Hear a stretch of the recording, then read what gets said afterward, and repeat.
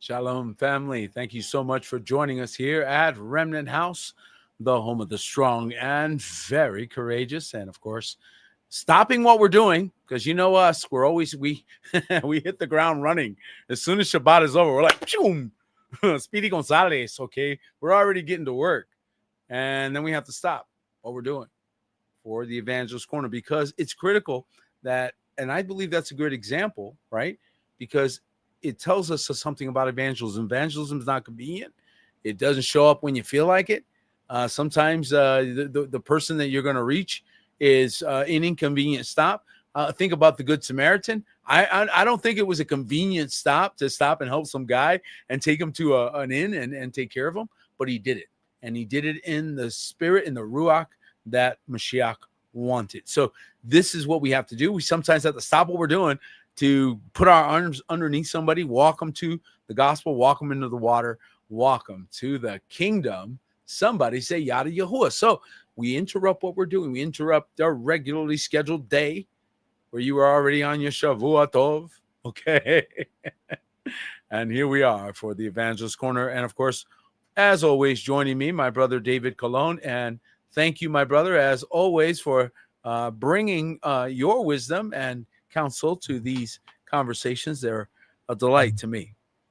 Yes, well, it's always my pleasure to sit here and talk about probably one of my favorite subjects, evangelism. The favorite subject. Hello, get them in the water. That's right. Come on now. That's what I'm talking about. I always feel like 99% of my job is over once I get you in the water, and once I got you put some oil on it with the Ruach in there, I'm done. Yeah, Ruach's got you now. Ruach's got you now. The evangelist still has to get him into, to pass him off to one of his other team members.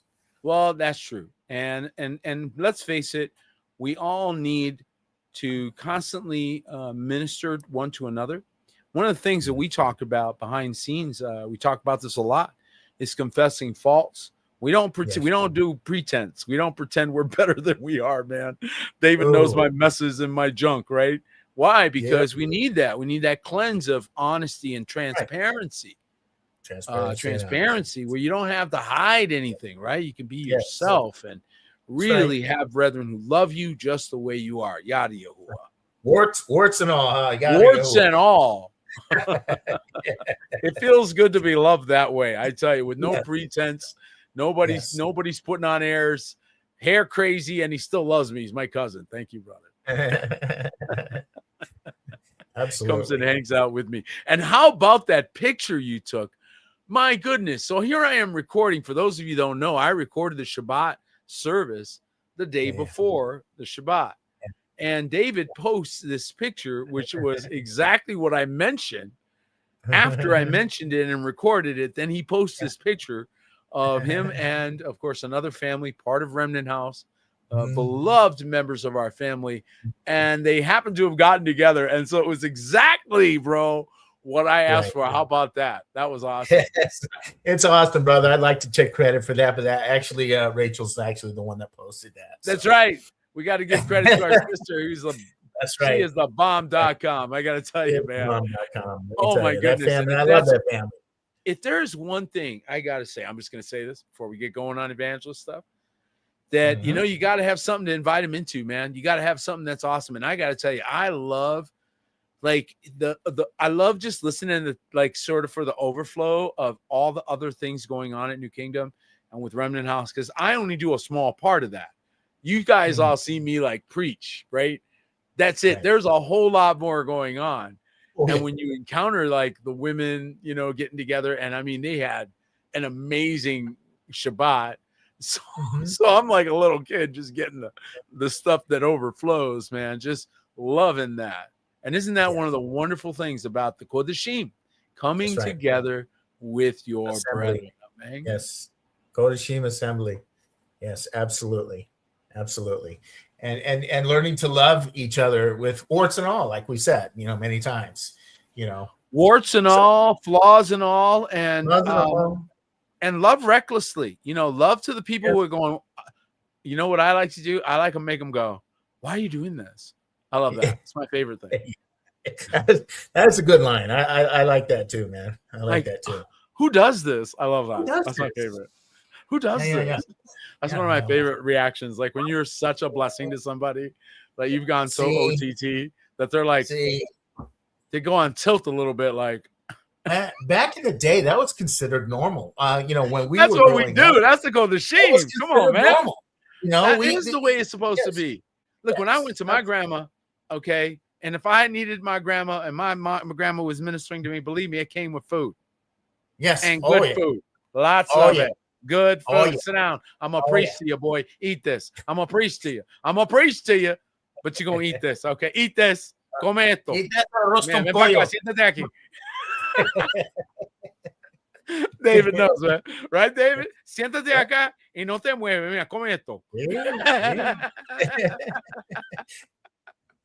And that's it, man. You're eating and you're enjoying and what?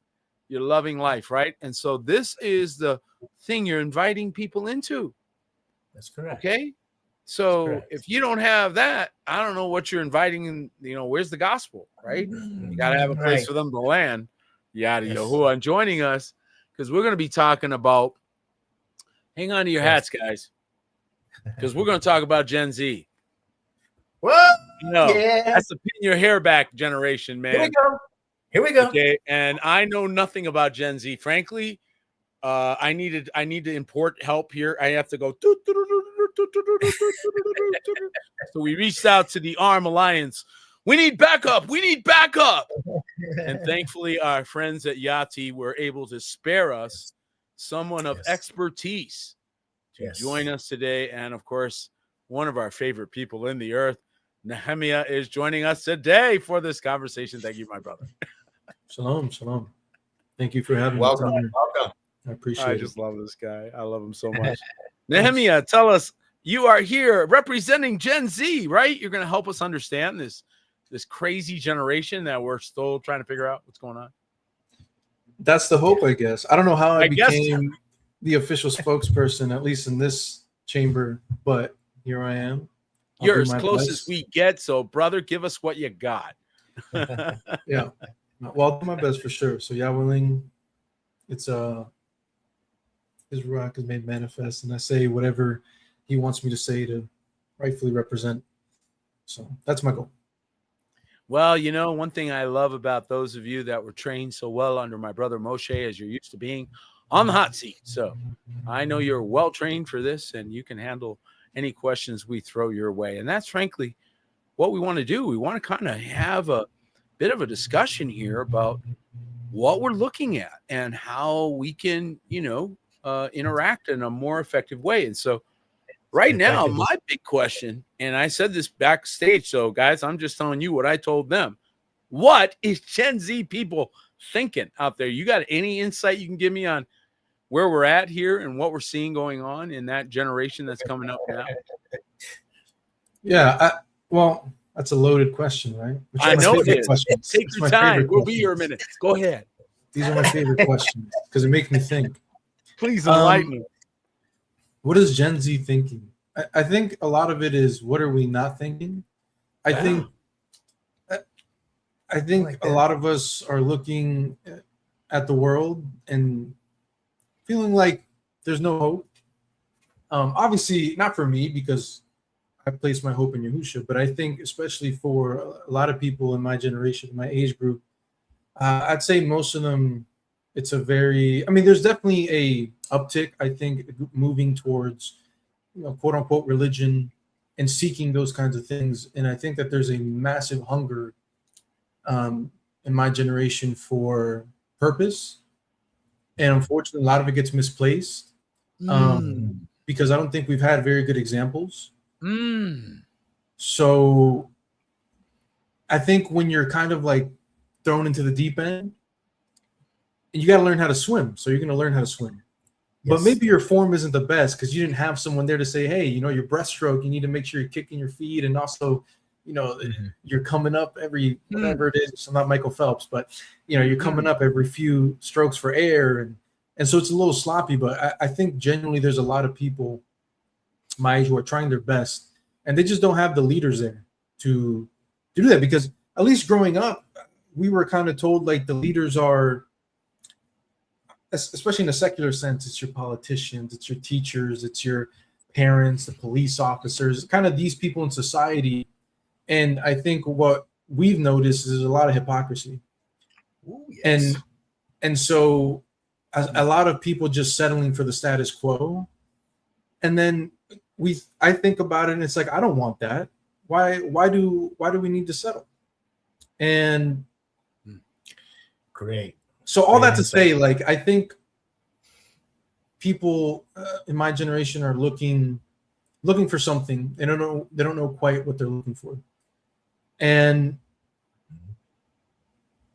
I think what we need is leaders. And I think and not to get into politics, that's not what I'm trying to say, but it's kind of something that's relevant because I think it's, at least here in America, that's all I can really speak towards, is politics is kind of taking the place of faith for a lot of people. Right. Because people are looking for something, a cause. Like, look, we're all going to die one day. We might as well die for something bigger than us. And because they don't understand that Yahusha is that thing that is ultimately worth going to the grave big for. Picture, right. Right. They place their faith in the next political movement, whether it's left, right, center. Yes. And so you have these figures like a Charlie Kirk that comes up, and they amass, especially in young men, they amass this massive following because they're sharing a vision. So what is it that Gen Z is looking for? The vision. What's the vision? Nobody has kind of come out and said, this is the vision for you guys. This is what we're going to do. And this is going to be what this generation's mark will be on the earth. And I think something that is different from previous generations is that vision has kind of been obvious, right? When there's a world war going on, it's kind of obvious what you need to do, which is you need to fight to survive, because the narrative is the Germans are taking over Europe, and if they get across the ocean, they're coming here.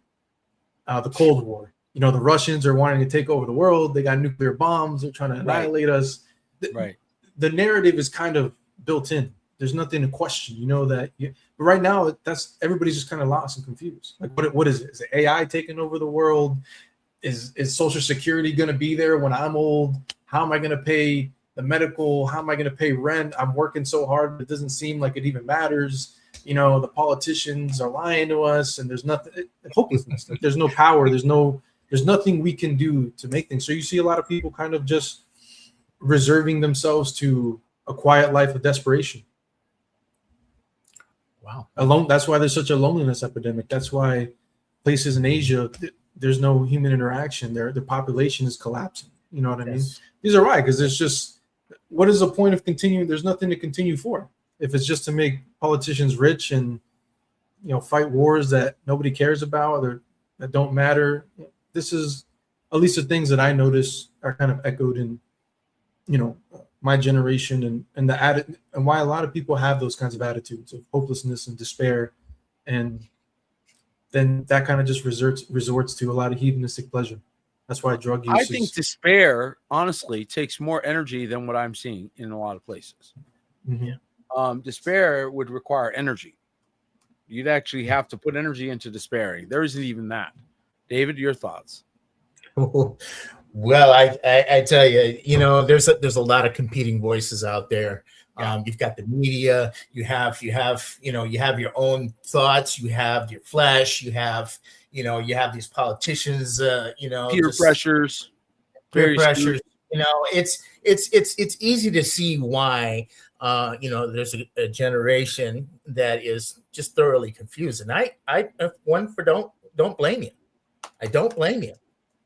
Because truth of the matter is again, we have to grab onto something bigger than us. The vision. There has to be a vision out there. So, and there is. It's coming. It's on the doorstep. So, yeah, I see a lot of confusion out there, and even amongst the older crowd. There's a lot of confusion out there right now, because one thing I keep hearing over and over again is he's not answering our prayers. That's what, this is what I'm hearing from the older generation. Well, and it's not something that's going to go away unless we remedy the problem. Nehemiah, your generation and the younger ones coming up behind you now are a little tough in one regard, in that they are asking tougher questions. I like that about that generation. I like what I'm seeing there in that regard, because in their pushback against parents, against tradition, against Christianity, in their pushback, they're actually helping to expose the failings, the areas where the glaring doctrinal failures are, where there's no baraka, there's no anointing coming from heaven to express confirmation. So it takes a child basically to say, why am I doing this? What's your thoughts on that? I agree. I think that honestly, I think there is a degree like of a lot of people. Look, there's no unifying force, right? And what you see right now is a lot of like fracturing. Yes, and very much things, so. You see it in church, right? There's a million denominations, and that's not something new. That's been around for a while. But you even see it in the political system. You see it in families. You see it in communities. There's no more like glue that's holding all these things together and holding community together. And there's just a lot of division and and that's what the enemy wants, right? Is division, because that's how his plans succeed. Yeah, is when everybody's divided. Without the altar of reconciliation, that's exactly what you have, is compounding irreconcilable differences.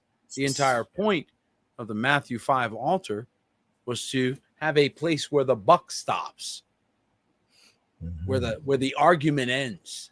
Yes, the status quo. Where we get some closure on a matter and move on, because otherwise it becomes a song that never ends. Correct. The argument that never concludes, the debate that goes on and on and on and on and on. But when you put things before Yahuwah and he confirms his word with signs and wonders following, we're all done. And that's good. So he has to conclude matters for us, doesn't he? Yeah. Like the matter we just read in the scripture reading just this last week, the matter of the daughters of Zelophehad, who came before Moshe and said, our father was not among those who rebelled against Moshe, yet he died without a son. Should his inheritance be squandered in Yasharel? And so they brought their cause before Yahuwah. They brought their cause up before the authorized of Yahuwah, and the matter was resolved amicably, wonderfully. Yahuwah confirmed and said, yep, they're right. They're correct. And their cause is just. Do it this way. And he gave them a remedy, and it worked out beautifully, right? And it goes to show you that that's his preference. That's what he wants. That's what he wants us to do. So we need that, point of contact, that place where nobody's in charge, where nobody's the boss, where he's the king, and we can come to reconciliation. Without that, what do we have? Well, let's take a look at door number 2. Right. And I think that's what you're describing, isn't it, Nehemiah? We're seeing it in every sector of society, and it's now, of course, political is just a reflection of the society. So I think it's reflecting terribly. But Gen Z, the kids, the young ones, and whatever the next ones are, I don't know whether we got names for them all. I don't know what we're running out of letters. We're going to come up with Roman numerals or something. I don't know. They're called Gen Alpha. CXT or something. I don't know. But, there seems to be, because there's more information available. This is what I would call the my lunch break generation, right? The people that are aware about melted buildings and asking new questions that nobody else asked, previous generations. Like they walked right by them. They were there all along. Nobody knew they were there. Things like that. So I feel like in order to reach them, and this is really kind of my question, is we have to shift how we're approaching them, no? What are your thoughts, Nehemiah? Well, to get directly to the point, like how do you reach them is through social media. Look, that's just where we're all at. We're not.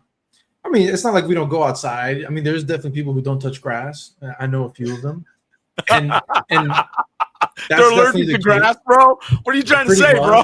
That's what they do. They don't touch grass. They don't go outside. They're just on the computer all day. And I All know day. people like that. Artificial grass, that's it. If that, the grass they see is on Minecraft, you know what I mean? And Oh my gosh. how do you reach them is, well, I think in a time where technology has created so much connection, theoretically, there's a time where everybody's really disconnected. So it's kind of interesting how there's so much connection, but also disconnection at the same time. Boy, what a Yes. paradox, huh? I think that, a lot of, how do you reach the people of my generation is, where are they? Well, they're not walking down Times Square all day. No, they're stuck behind screens. Right. And so where do you go? You get on the screen. So social media is how you reach these people. I mean, you'll have a dumb 30-second video of someone falling, get millions of views, millions. And at no time, so it's a double-edged sword, because at no time in history has it been so easy to reach people that anybody can have a platform, whether you're teaching, you're sharing truth, or you're sharing lies, or somewhere in between. Right. So it can be very complicated to discern, especially if you don't have the Ruach, to discern, okay, is this beneficial? Is this true? Is this a lie? Is this, Come on now. am I being manipulated? Come on. Whatever the case is. So how do you reach this generation is through social media is the primary way. And it's just like, if you want to beat the game, you have to know how to play the game. And so we can sit here and complain and say like, oh, like they're always on their screens, they're always doing this, they're always doing that. But sitting here and complaining isn't going to get them off the screen. Like that's just the fact of the matter. And so this is the circumstances we have now. So how do you reach these people? You get in front of the screens, because that's what they're looking at. And now once you get in front of them on the screen, now it's on you. Are you going to be able to communicate effectively the message you need to get across to maybe get them to start coming off the screen, so they can come to a congregation, so they can come to an assembly, so they can come to a meeting, so they can come to a little barbecue at the park where you share the gospel more in person, these things. But it's social media, it's YouTube, it's Instagram, it's X, it's TikTok. Like this is where everybody's at. And not only Gen Z, I mean, like my mom, she's in her 50s and she's on Facebook more than I am at times. So it's everybody is now, on social media. I mean, look what we're doing right now. I mean, this whole podcast, a conversation is taking place on YouTube. So this is just a new medium. And not to say that there's not a place, in my opinion, completely different spots on earth, man. Look at us together. Exactly. And so it's good. There's a lot of good that comes with it, but just like anything, it's a tool. You can use it for good or evil. And this is the medium of this generation and of the future. It's just how it is. So not that there's not a place for, preaching on the highways and byways and going to the street corner and evangelizing, but there is a place for that. But then the question becomes, okay, how do you catch the most fish? What kind of net? And so, we just heard about a lady who tried preaching on a plane, and she was, a Christian influencer. And they not only took her off the Alaskan Airlines plane, but she's now banned from Alaska Airlines because she decided she was going to preach in the aisle of a plane. So the world has become a hostile place to the gospel, right? Of course, that was always probably a bad idea. But, that goes to show you that, it's not exactly a friendly place to the gospel. And we've got to get more. We have to get wise as serpents, don't we? That's right. Isn't that really what you're saying, brother? Is that we've got to get wiser? Yes. Well, for sure. And we have to take what the enemy may, I don't know how much, I can't sit here and say like, oh, the people like Mark Zuckerberg is, and I'm not trying to say anything weird, but like, there's people who say like Mark Zuckerberg designed Facebook just to, enslave everybody. Control the world. That may be true. I don't know. I've never talked to them. Yeah, right. Now you can infer, you can look at the result and infer the motive, but the point being is like, even if that is the case, then let's take what was meant for evil and use it for good. So, on Facebook, like, not to be graphic about it per se, but on Facebook itself, I don't know if you recall, there was kind of like this time where they were having a lot of issues with censorship. And there was this big thing where they were hiring like these third-party companies to sift through all of the reporting that people were doing. Like, so you could find on Facebook, like, killings and all kinds of not good content. So on that same platform where you see that and they have those issues, you also have people who use it to have ministries to reach millions of people and share good. Like you see people all the time, like this guy got hit by a car and like we need to raise money and his children are starving, and they're able to start these GoFundMes. And so this, you can use these platforms that even if they were meant for evil, you can use them for good. And Sure. Take what the enemy meant for evil and turn it around on them. And so I think, if you're on social media and you've been on it for a while and you're not getting traction, it's more than just like posting. Like there's a game, there's an algorithm, there's all these things that, and I'm not expert by any means, it's not like I get millions of views in any way, shape, or form, but you just see it. Like, why does Mr. Beast get billions of views? Is it because some like cabal is pushing his content forward? Maybe. But like, no, you can go to Mr. Beast's first video when he was like 15 and he was sitting there doing like weird stuff, just trying to find the algorithm. And there's a way to play the game. And a lot of people, out of ignorance or just being lazy, don't want to play the game. But then you're not going to win. So you can't complain about it. If your game is influence, if your game is popularity, if your game is reach masses, which many times that's the case, then that's correct. David, we have dealt with something as a group in looking for remedies, because we found a lot of people, especially men, are almost like captured between video games and pornography and just staying at home more than they should or whatever. Their disconnection level and their confidence, their self-confidence, their self-esteem, like all it's in the tank, right? Yeah. So we've recognized that there needs to be remediation and a lot of recovery of just basic, decent communication skills.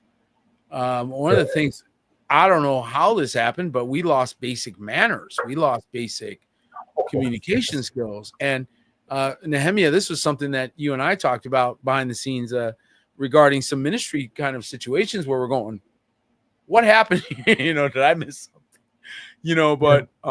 But sometimes we're running into that where, wow, there's really there's no structure. So where there's no structure, there's lack of focus.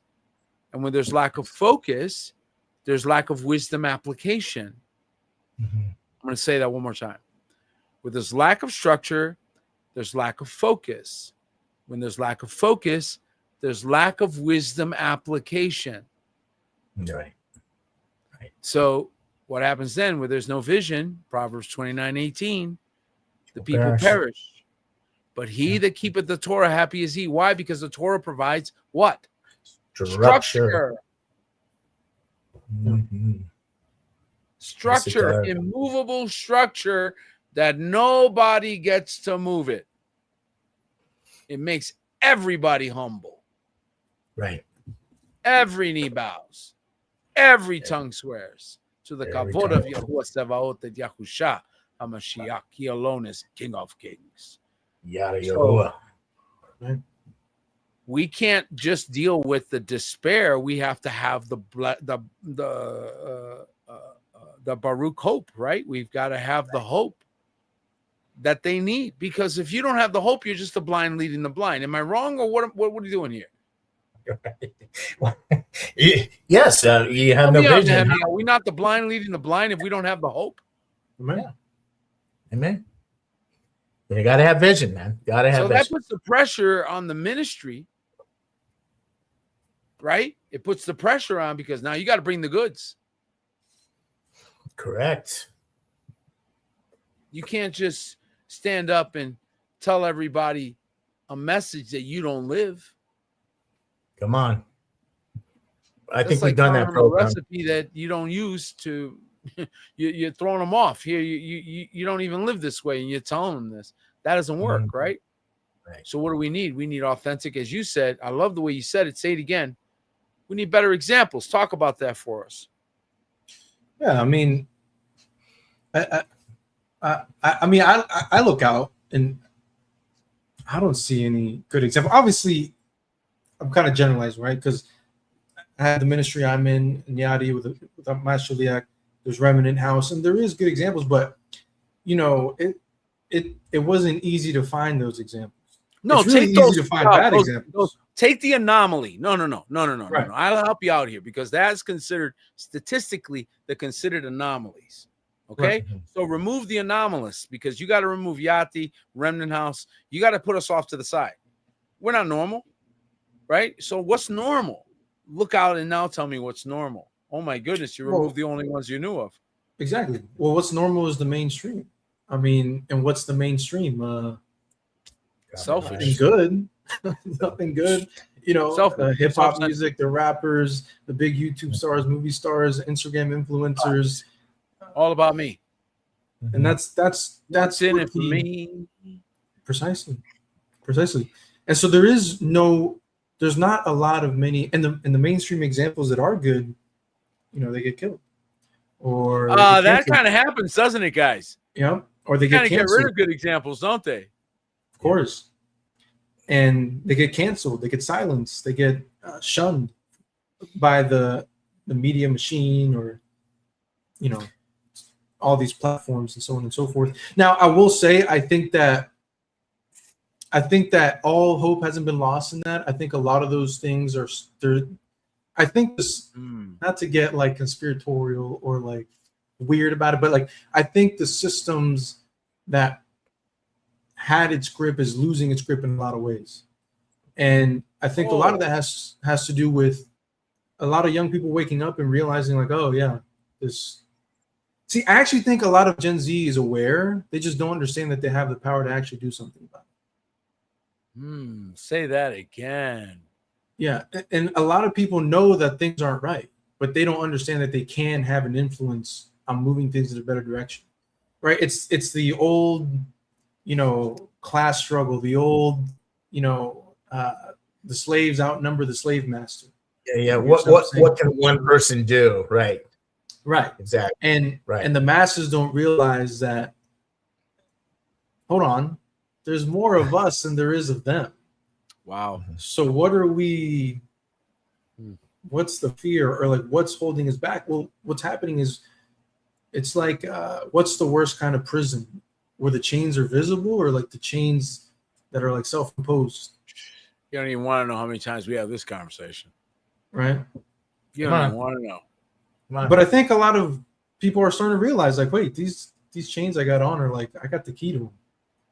Yeah. And they just don't. Like I said, I just think I think people are waiting for the leaders to stand up and say, hey, this is what I did. Like, you can do this too. And I think that's what we're missing is leadership. And I'm speaking in general terms, right? Leadership, good examples, and someone to just say, like, enough is enough. Because that's what people are tired of, just hypocrisy. You know, so many people will say one thing but do another. Like, you see it in churches, you see it. Obviously, you're going to see it in the world, but I mean, some things aren't complicated, and I think sometimes we overcomplicate things. And it really just, I think, comes down to its hypocrisy. We look at our parents and they say this is the right thing to do, but we don't even see them doing it. So it's like, okay, you don't even believe what you're saying. So why should I take what you're saying as anything of value?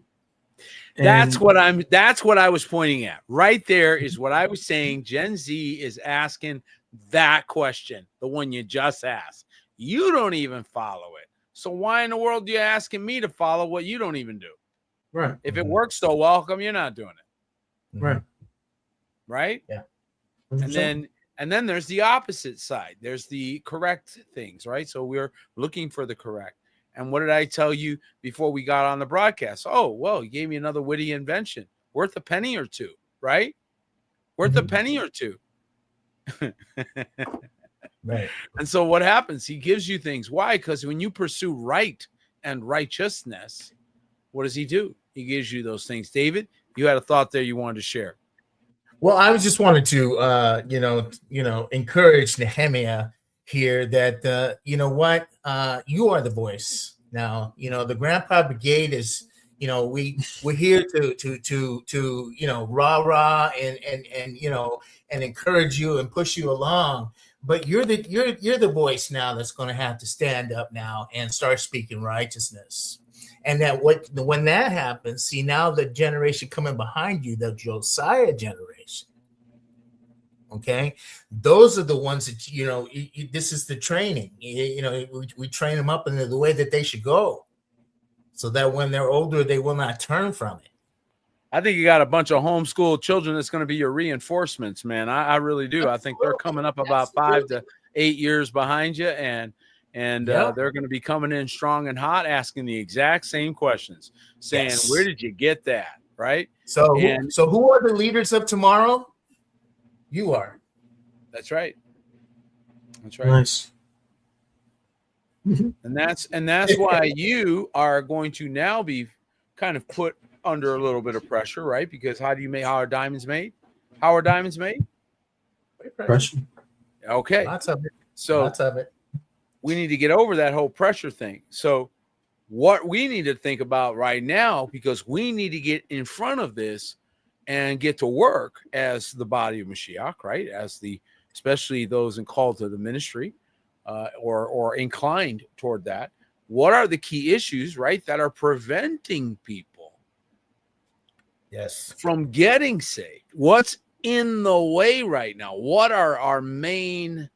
I mean, we got politics, I get it, but I don't know that a lot of young people are distracted so much by politics as their own lives. So what's really in the way that's keeping people from getting, having the experience that we inviting them to have? And what do you think it is, Nehemiah? Well, I have to speak more towards at least things here in the States, right? I think that there is a culture of insulation. Good way to put that. Like when you don't feel the effects of, I'll give you an example, right? Like we see the things that are going on. Take the Ukraine and Russian war. Like when in human history have you been able to see like an actual war just play out in front of your very eyes? Like when do you 100 years ago, what was that? 1920s was World War One-ish. Somewhere before that, 1920s World War One. Like you heard about World War One through like the newspaper you got, and that news was from like a month ago. So you didn't even know what was really going on. You were just kind of trusting. That's true. You're right. The New York Times wasn't lying to you. Yeah, you're right.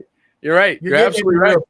Sure. Yep. Now you got Ukrainian soldiers with the meta glasses on, and you can watch. Yeah, you literally are watching real time, in real time, like it's a movie. Yep. And what's happening is like you're desensitized to it because is that what it is? You're numb. You're numb to it because you see the Ukraine war happening or whatever tragedy is happening, and you're like, that's crazy. I'm back to playing whatever I'm doing. I'm back to watching movies. I'm back to. So it's just like major disconnect. At least here in America, like you don't. Not that people don't face hardship or tragedies, but it's like there's this like thin fabric of society where we think like those things will never happen here. We're never like I can just keep ordering Uber Eats. I can keep. Going to my job. I get up from my bed. I sit at my desk. I clock into my job. I haven't even left my house, and there's no real like struggle or hardship.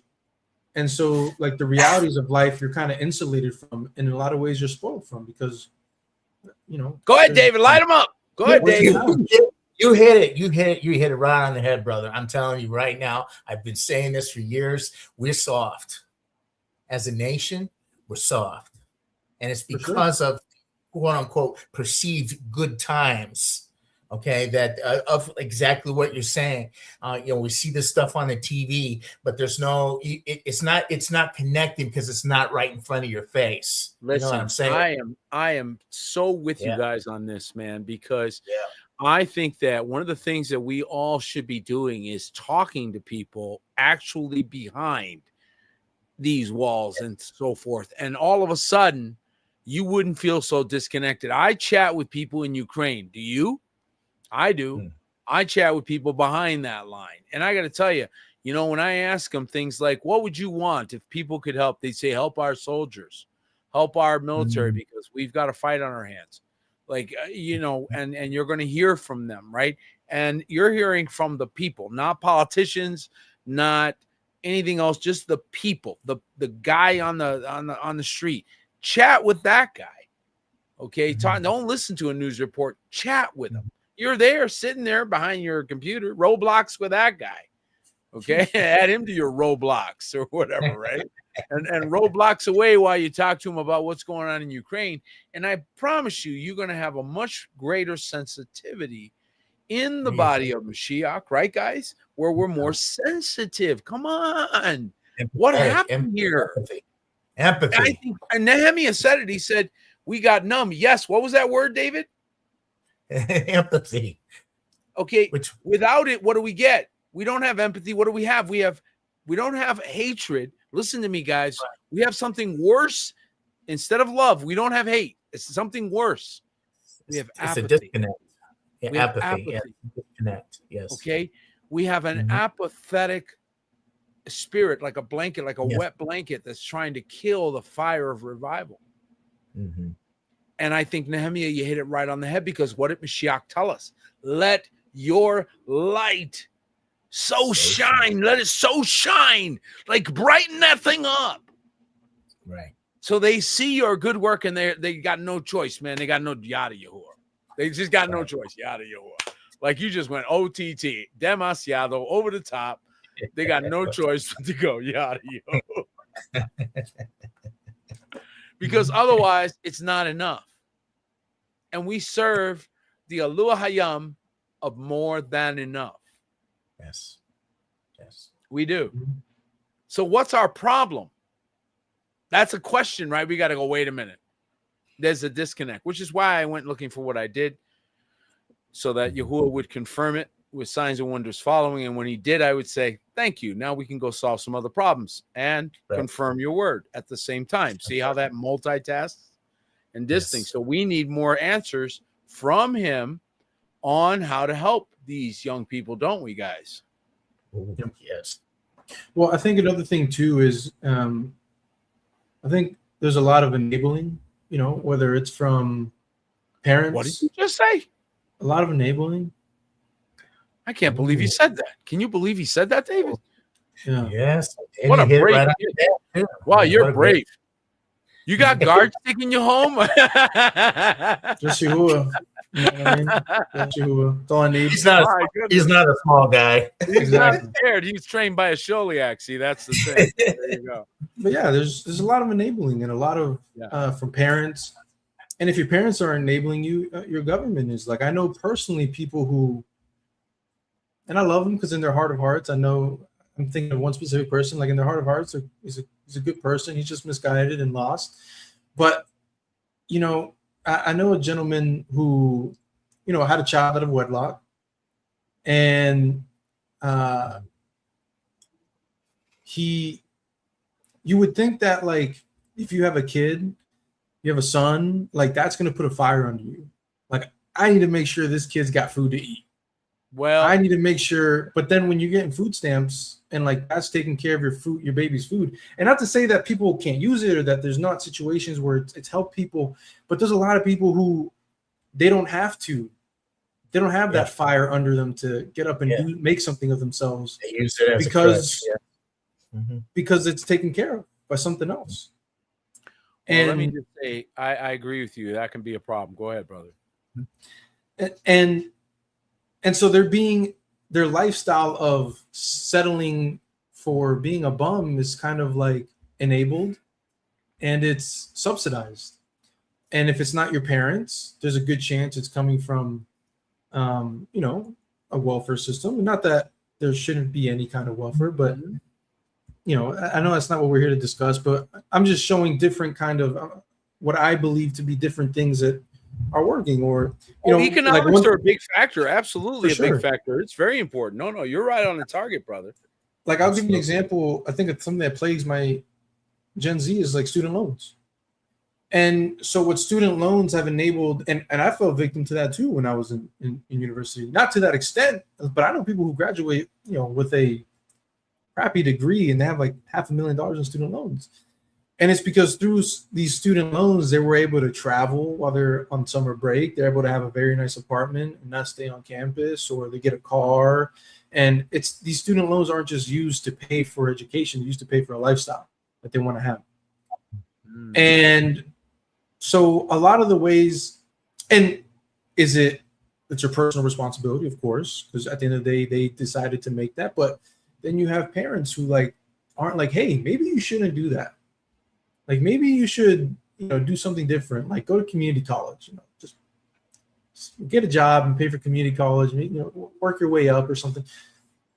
I hope it's making sense. But what I'm trying to say is that there's all these kinds of little traps that are kind of there to keep you from developing self-autonomy and independence, to then start to actually like ask those questions of like, wait, what am I serving here? Yeah. Wow. Wow. David, can you think of an example that's a different example of utilizing welfare and arriving in a different place?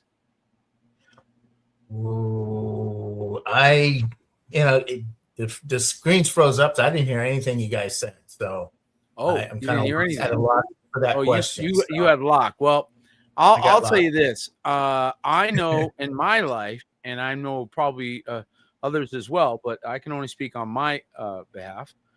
Sure. We began tithing and honoring Yahuwah with welfare. That's right. 2 widows' mites. Sometimes you got to get all the way down there before you finally get some sense. Mm-hmm. Mm-hmm. And you know what I started doing? You said we needed examples. Did you not say we needed some examples? Let me help you. So I take whatever they gave us for the month, and I would take 10% of that and put it in a cart and buy groceries for a neighbor. That's all I knew to do. So that was my limited understanding. I was like, Abraham, I don't know nothing, but I'm going to do what I know to do. I'm going to honor him however I know how, right? Because I'm wet behind the ears. I don't know anything. All I know is I'm in trouble, and he's the only one that's going to get me out of this. And I know he's going to see me. Okay, I know he's going to see me. Right. And so I did ding dong ditch. You know what ding dong ditch is? You leave the groceries and you dinged up and you went away. Yeah. And they're like, thank you. And there's like 10 bags of groceries sitting there. That was back in the day when you could get some groceries. Nowadays, I don't know what's going on. But anyway, I digress. So I began to give in that regard. And the blessing of Yahuwah began to manifest in my life and hasn't stopped since, honestly. Now, I don't even like to talk about what he's done for me, because it sounds like too much bragging. But it's facts. It's just facts. I'm talking about what Yahuwah does. And so he takes you from utter poverty to stupid money. Yes. And all on the principle of what? Reaping or sowing and reaping. Honoring him. He's the honoring. answer. He is the answer. Nobody else is the answer. No building is the answer. Nope. Him and only him. He's the answer. And do what he tells you. And in the case of when I started, it was like, just take those groceries and put them over there. And I'm like, okay. And so that was it. I was doing what he wanted me to do. He counted as righteousness. Boom. He blessed me. Right. I knew I was like, I don't know how to do this, but I'm just going to do whatever you tell me to do. I have no idea what to do, but I need your help so bad. Please just help me, because this is too deep. Like, I have hit too low here. This is too low. And we were there for a very short amount of time. He took us right out. He took us right out. So that tells me that it can be there for help, but you need to start honoring. If you're hitting that point, don't get comfy. Don't get used to it. Don't sit down and say, well, this is it. No, that was to keep you from dying. Come on, somebody, help me. That's correct. David, help me. Bowling for food stamps over here. Help me, David. Bowling for food stamps. we grew up in that, but I mean, we also grew up in exactly what you were just saying. Making, doing good things, making good things happen. And that needs to make a major comeback. To answer Nehemiah, another good example, get up in the morning, clean your shirt off, comb your hair. You're only 10 years old, but that doesn't mean you got to live in poverty. And how do I know this? Because I was 10 years old in the Bronx, clothed my hair, afro, had an afro. Afro guy. Michael Jackson over here. Okay. That's right. Me had an afro, just so you know. I had one too. Me had an afro. And I sat in front of the grocery store. I'm not kidding. And I gave myself this job. The guys, nobody gave me this job. And I just sat there. And you know what I did? I said to every lady who had 2 or 3 bags in her cart, would you like some help to your car, ma'am? That was my only line. Yes. And she would, every 3rd or 4th or 5th lady would say, oh, you're so sweet. Sure. And they give me a quarter. Back then, a quarter was a lot. So I could get a slice of pizza for a quarter, just perspective. And why? Because, man, you can't just sit there, right? So I've shared this story all over the world. I've shared this a lot with people because I always gave myself jobs. This is something Yahuwah put in me. Don't sit still. And I believe that you're right, Nehemiah. We need better examples of people that say, no, we're not staying here. Yahuwah has baruched us. He told us we could win. It's like a Joshua and Caleb thing. Let's go get them giants. Come on, somebody. High five. Come on. Right? Let's go get some giants. And I think we're warming up to that, Nehemiah. I really do. I think we're warming up for giant taking. I hope so. I believe that. I think a lot of parents also too, like, coddle their children. Like, if you're 30 years old and you're living with your parents, like, there's a problem. Say that again. I can't believe this. Man, he's courageous today. Man, you wound up. My goodness. That is courageous. Okay. You're right. Not only is it a problem for the 30 years old living at home, maybe 25 years old, they're 22 years old living at home. Get moving. Right. And there's definitely a lot of things that make it difficult, maybe than maybe it was before. Sure, but like, where there's a will, there's a way. And maybe for the unbelievers, more difficult because they're not following Yahuwah. So Yahuwah's word says that if you seek him first, he will provide everything you need. But then we just have to. I'll make you a deal as an overseer. Anybody comes in my house and I have to help them, I'm going to make you work. But when you leave, you'll be doing much better than you were. 100%. Much better than you were, right? Isn't that what we need more of? I'm pretty sure 100%. Sholiak down in Florida would say the same thing. You come hang out with him, you're going to end up better than you started. Sure. Why? Because you're going to get sound ministry, sound counsel, wisdom, right? That you don't have right now. And it's making you soft. And by the way, David, do you think they should cowboy up? What do you think, David? Yeah, cowboy up. Hey, listen, man, I'm telling you, I think that's an excellent thing that you're going to do is with these, the kids in the school is the very first thing. Come on over here, and we're gonna shovel some horse dung. We're gonna deal with cattle. We're gonna deal with hard, real life. We're gonna build aquaponic centers. We're gonna construct this steel building over here that we got the kit for, but we got to put it together. Why didn't you order it together? To give you work. That's why. Come on, let's go put it together. Right? Get on that horse. Ride. Chase that cow. Go get them. Rope. Learn. Yeah. Why? Yeah. Why? You don't need that to live in Mochaccino world. Yeah, you do. Yeah, you do. Because if you don't have it, you won't have the discipline. Let me tell you something that's worse than not having the answer. You want to know what's worse? Nehemiah, you asked what's the worst kind of prison, right? You know what's worse than not having the answer? Having the answer with no discipline. Yes. Now, as soon as I said it, you're like, oh, that's harsh. Oh, like, you know, the right thing that would solve like your family's problem or your health problem or whatever it is. You don't have the discipline. Yeah. You know the right answer, but you lack discipline to do it. That's correct. Why should anybody follow that? Amen. Amen. True. Amen. So that's what those things are going to do. They're going to bring forth a discipline, putting, a humbleness, a humbleness. And that brings us into where we're going to put our energy, right? I mean, where are we going to spend our time 2026 going forward? We're not going backward to preach the gospel, guys. We're not going back there. It's great that we study back there, But that's not where we're going. We're going into this high-tech world, this digital world, this Google Glasses world. I Virtual don't even. reality. What's the latest VR. thing that they're playing with now? VR, buddy. Catch me up. What are they playing with now? I don't even know. Because Well, they got VR now. You know what I mean? They got the VR stuff going on. Did they still do that? So VR did take off. I knew they were starting it, but I didn't know what happened. It's still kind of niche. It's like it's still kind of clunky. You got to have cables and you got to have the computer to run it, and But VR. But the biggest thing, I mean, I think most people are moving away. I guess if you're asking like gaming wise, most people are moving away from like consoles to computers.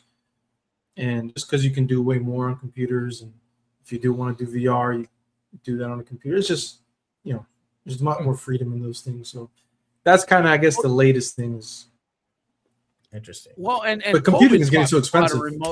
Yeah, well, it is. But COVID taught people how to make remote income, right? So. Right. So this killed city real estate. It's killing it slowly, but it's what's happening because nobody wants to go downtown anymore. They don't have to go downtown to make a big, salary because they can do it from home now in the suburbs. So that changed everything. And what do you think is impacting this generation that has got them so distracted that they're not seeing their eternity being more important? They're so busy, I think, sometimes just feeding themselves. What do you think, guys? I mean, it's. I think it's kind of obvious. It's just the devices. Like it's the phones. It's like it's just scrolling all day. It's the dopamine response. It's not being able. I think a lot of it is also just ignorance. Like they don't know that they are kind of trapped in this like feedback loop. And because personally I think all things in moderation, but a lot of people don't know that they're not moderating. They just you sit down to look at some funny videos on Instagram Reels, and then like next thing you know, it's time for bed, and your whole day kind of goes into that. Yeah. And you are speaking right to my son right now. My daughters, my grandchildren. You're speaking right to them. Yeah, you know that, right? They're going, man. Why do you have to say that? Yeah. Right. Well, I mean, I don't think it has to be so extreme that it's always it's like zero. You can't have none. Right. I think for some people, definitely it needs, like, some people just cannot moderate it. And addictive personalities, yes, for sure. I mean, look, like video games, and I know your stance on it. I respect it, but I think there's people who definitely they should just not be on video games because they just don't know how to not make that their entire life. And I get that, but I also think there's people who can manage things, and it's like it's different. So it comes down, I guess, to simplified answers. Everybody just always believes they're the exception. That's the problem. As soon as they hear that some people can do it, they all think they're the person that can do it. It's like the guy. Some people can drink just one glass of wine. Yeah, but not you, Bob. Right. Not you, Bob. Bob, you can't just have one glass of wine. Right. For sure. And then that's where the education comes. And it's like people need to understand what. Whoa. Some people need to understand what what social media is doing, how it can be beneficial, but how it can also be negative. And I think a lot of people need that, but it's not enough to know that social media is, you need an alternative as well. Look, if you have nothing to live for, if you have nothing to do, if you don't have a wife, if you don't have a family, if you don't have a purpose, then what else are you going to do? You're just going to sit there and just. Well, you're going to find entertainment. Absolutely. I think where the line comes in, if I may, is if you can't pay your bills, if you had to go to friends for a bill to pay, or if you ran behind and you had your electric turned off, or you're running behind on stuff, that tells me if a breadwinner in that family is playing video games and those are the results, throw away the video game console. 100%. That's when I say it's gone too far. But like 100%. You said, if they can manage and they can do it as a recreational thing on the weekends or whenever, and it doesn't really affect them, fine. But what we found as we examine this is that there is a artificial sense of accomplishment Correct. that is created by the games, and that seems to affect the drive, especially the male drive for who provide for the family, you know. Yep. And it's substituted inside of a game where you have the I did it, I conquered, except it's in a game. Nobody can eat off of that. It's artificial. It's artificial. So that, and I've shared this, guys. It's just my theory. I just, it's my observation. I can't necessarily prove it, but I mean, I can prove it in the results, because I keep seeing the same thing. Like, and if I go into somebody's house and I'm being asked to help them out with a bill or something, and I notice, hey, you guys are spending time in La La Land. Correct. I'm going to want to correct that, right, brother? 100%. It's like any vice. I mean, TV binge show watching can be a vice. You know, if your rent's due and you're over here watching 8 seasons of Grey's Anatomy in 2 days, it's like, yo, go find a job. What are you doing? You're escaping. You're escaping, aren't you? Right. 100%. And that's 100%. Easy to do. It's easy to escape. Okay. Yes. But I'm going to take the camera here for just a sec, guys. I want to minister this word to some of our folks out there, because we've got a few people watching. And here's something I want to tell you. Something I discovered over 20 years ago. Many people who have those emotional challenges, especially with employment, if you are an up and down kind of person, that doesn't make you bad. Yahuwah uses people like that. So it's not a bad thing. It just means that economically going to suffer. So you, of all people, need automation. The more automation you have, the less it's dependent on your personality.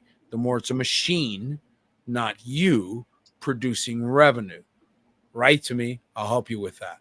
But it's a very big deal. I think it's important that those that are struggling with consistency, right? And maybe you're going through a period. What if you just had a child and you're just not all there right now? Or you're going through some emotional stuff or a death in the family, you're just not all there. And your economics are totally dependent on your full capabilities, physical. It's a bad plan, folks. It's a bad plan. It's bound to fail. And that's exactly what many people are running into. So this is where I think also the Kodashim need to have a pressure on them to keep looking for answers, to be a house of experimentation, to check things for people and say, hey, we checked this. This works. We checked that. That's a scam, or that doesn't work, or whatever. And we looked it all over and we did it. And now we can tell you what we found. I think the Kodashim have that obligation. What do you guys think? I think for sure. I'll start. Absolutely. You know, again, leading by example, or you know, leading with a provoking question that should, you know, elicit a response. You know, that type of thing. You know, provoking each other unto good works. I mean, there it is. There it is, right there. There it is, right there. I mean, that says it all right there. It's like you find what works, and then you provoke your brother. Go, hey, guess what I found works? Come on. Like, I found gold in them there heels, right? Your brother's going to get a gold pan with you, and he's going to go up to the river, isn't he? And isn't that what we want? Is we want empirical evidence, Nehemiah, that when you get that Gen Z person in front of you, you can say, look at this, here to here, before and after. Isn't that important? I think it all be summarized by a vision. And I think, you know, not just my generation, but every person needs to understand that there's a vision and there's a role they have to play in it, no matter how big or how small. And I'll give you an example, because we're talking about video games. It's something I can relate to. You know, what is it, especially with men, especially with young men? Because, I mean, there's females that play video games, but it's not like the same thing as young men. And it's because it's scratching that itch of I'm fulfilling a purpose. When you get to play a character who's saving the world, you're getting fulfilled. You're feeling like a hero. Right. So what if they come to understand that, no, you can actually save the real world. You can save people. Like there's something real here that you can do that's gonna satisfy you more than that game. And that game isn't orders of magnitude more. Right. That game isn't your life. Yahuwah is your life, and that game can be something you do, an hour a night to have some fun, and that's cool. But it's not your life. Come on. And when people look, and when someone around my age looks at life and they say, "Oh, so this is my entire life is." I got to work 9 to 5, and I'm going to work, 40 hours a week, and I'm going to do that for 52 weeks out of the year. Yep. Right? I might get a couple weeks of vacation time, and I'm going to do all that work for another person, and I still won't be able to buy a house. Oh, come on, man. Man. I still can't get out of debt. I still, come on, man. I can't even go to a nice restaurant and have a meal. I can't. So you start to say, well, you know what? At least if I do this, like I'll feel like I'm doing something, because in the real world, I can't. I feel like you feel that despair and that hopelessness. Like, what's the point of investing in this? Well, they have to understand that's not your only. You're not. It's not just about investing in the world. Invest in Yahuwah, and Yahuwah is separate from the world. It's not about. You don't have to pick between the video game in this scenario or the world. You have a third option, which is better than both options, that they just don't know about. There it is. Without a vision, the people are perishing. Okay, where there's lack of knowledge. Why do people perish? Lack of knowledge, lack of vision. All right. And so this is important because he told us the blind lead the blind, and both fall in a ditch. So vision is not something you can scrap and say, we don't need all that. That's just extra. No, without it, you're driving into ditches. Right. What does that vision need? It needs action. Well, so now there's a process that we'd identified, and I've written about it, called the unique success mode. But visualizing leads to strategizing. Strategizing leads to organizing. Organizing leads to energize, and energize moves it into reality. So there's a process. That plate of cookies don't just happen because you imagined it on the way home from work. That plate of cookies happens because you strategize every ingredient you're going to need while you were driving, and you rifled through your fridge. Yeah, I know you were driving, but you still had your head in the fridge. You knew what you had and what you didn't have. If you need chocolate chips, you pick them up on the way home, and then you put them organized right on that countertop. And the next thing you know, you got that oven on, and we're about to have some chocolate chip cookies, all from a vision. Right. That's correct. Right. All from an idea you had as you drove home, going, man, you know what I want? I want me some of them old-fashioned chocolate chip cookies, and I'm going to make some. Okay.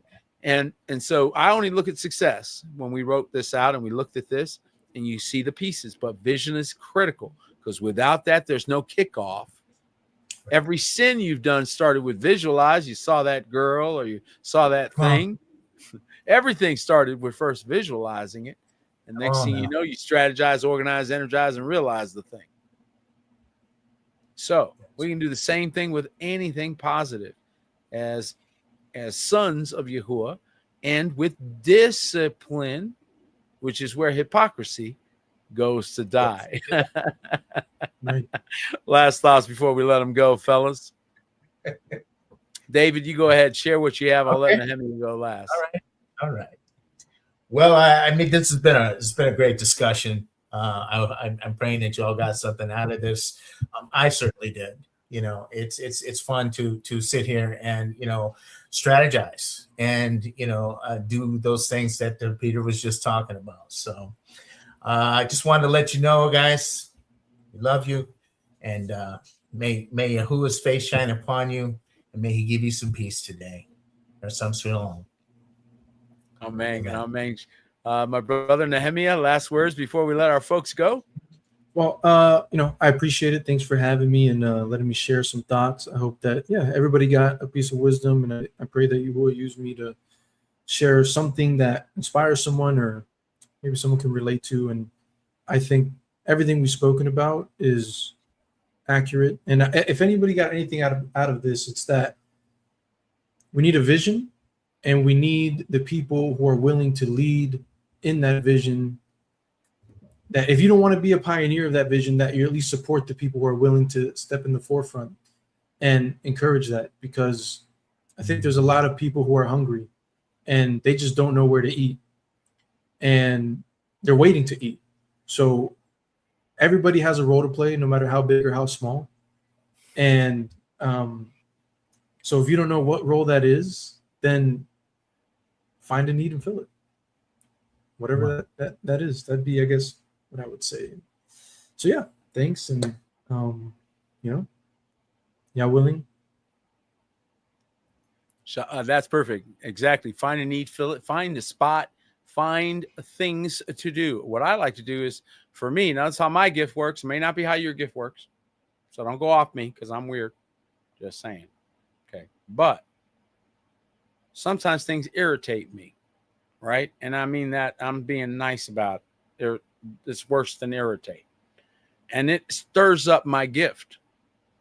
And then next thing you know, I'm producing remedy, right? So maybe you're like me that way. Maybe something's got to get at you, really bug you. And then you're like, that's it. I'll gun it, and you roll up your sleeves, man. And Yahuwah's got you going, man. Yahuwah got you going. Like, he got you mad. And he let you get mad so that you would get moving, okay? So that you would be motivated. So maybe you're that way. And maybe some of you are motivated by just the joy of certain things or the love of it. But some of you are just going to see things you don't like. And I just want to encourage you to be part of the solution. And as my brother Nehemiah brilliantly said, wisely said, again, well taught. Thank you, Sholiak Moshe, for another great product here, right? And what does he say? He says, listen, this is the battle we all are facing. And we're going to have leaders. We're going to have people who are willing to step out and say, I will be an example. So you can see what it looks like. And that's going to put pressure on them, isn't it? Because now they have to obey Yahuwah in a way that he confirms. Amen. And so here we are, folks. We're in a new place, and I'm very excited for what I'm seeing among those who have the courage to step forward and say, use me, Yahuwah, use me, Adon, that I would be found faithful to finish well. Well, that's it for today. I pray this encouragement, this Evangelist Corner encouragement, has been a bracha to all of you, a blessing. And of course, we want to encourage you to join us tomorrow morning for the for the Apostles at the Gates. Always another great conversation, my brother Moshe and I. And then join us again for our weekly news update, where you'll be informed without being overwhelmed. Well, thanks again for joining us. May Yahuwah Baruch each and every one of you. And remember, Yahusha HaMashiach, he alone is King of Kings.